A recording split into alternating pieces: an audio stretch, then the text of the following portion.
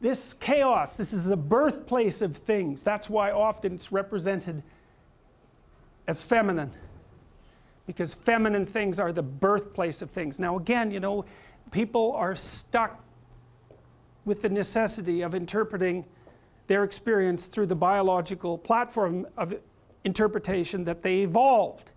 And so we could say, well, we recognize feminine, we recognize masculine, we recognize parent, we recognize child, and that's ancient, right? That's as ancient as mammals. And so those are fundamental social cognitive categories. And we had to exploit those categories to represent the world beyond that when we started to be able to represent the world beyond that. Just as a primate, like a chimpanzee or a tree-dwelling primate, a complex primate, almost all of their categories are social cognitive. Right? Why? Because they live in complex social environments, and there's a relationship between the size of the social environment that a primate inhabits and its brain size.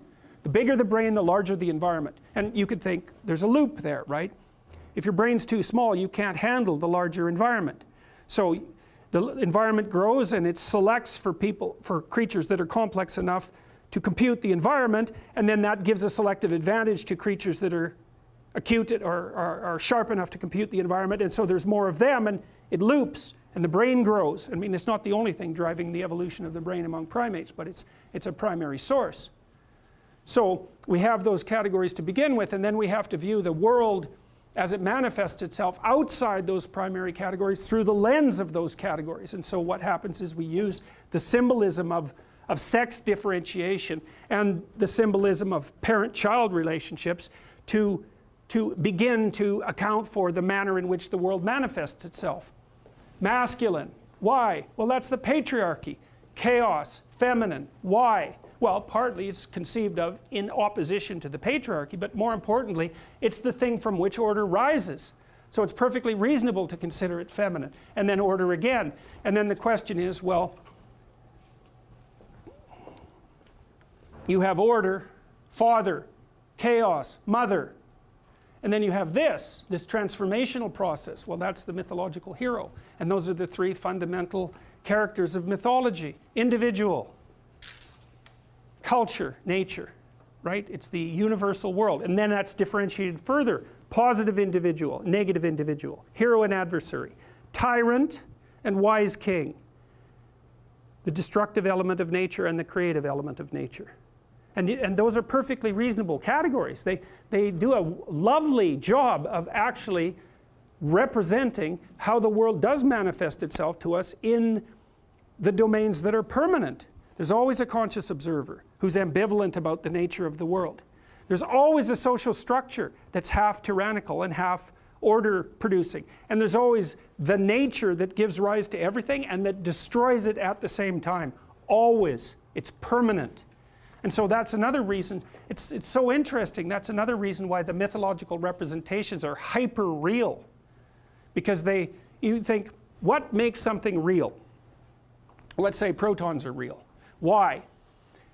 Because at one level of analysis, every single thing is made out of protons.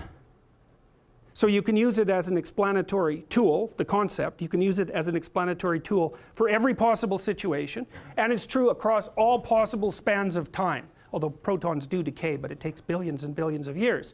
So real means works now, and works forever, applies now, and applies everywhere.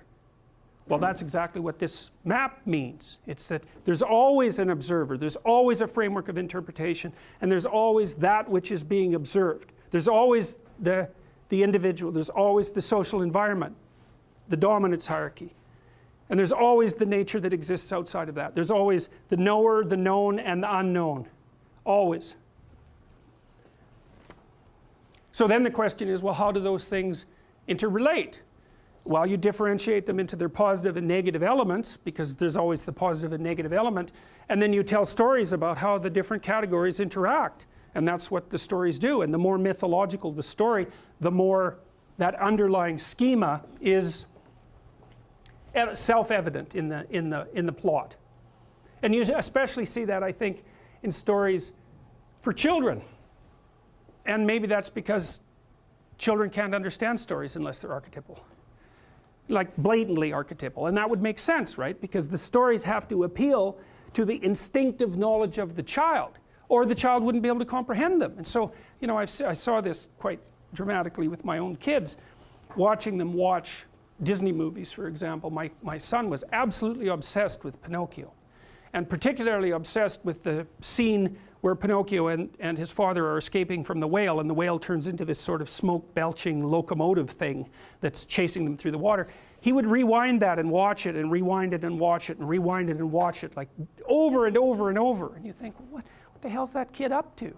Well, you know, it took us, what, 6 hours to do a brief run through Pinocchio still by still. There's a lot of information in that movie, a tremendous amount of information. And then what the kid's trying to do is to incorporate it, to understand it, to embody it. And that's all happening in some sense, I would say, unconsciously. It's like it's unconscious in that he couldn't articulate what he was doing, and neither could anyone else. But that doesn't mean he wasn't doing something. He was definitely doing something. He was doing the same thing that enabled my nephew to put on the knight suit when he did that, the little knight hat and the sword, and figure out how to go after the great dragon of chaos. And so I want to tell you a little bit more about this idea of chaos. So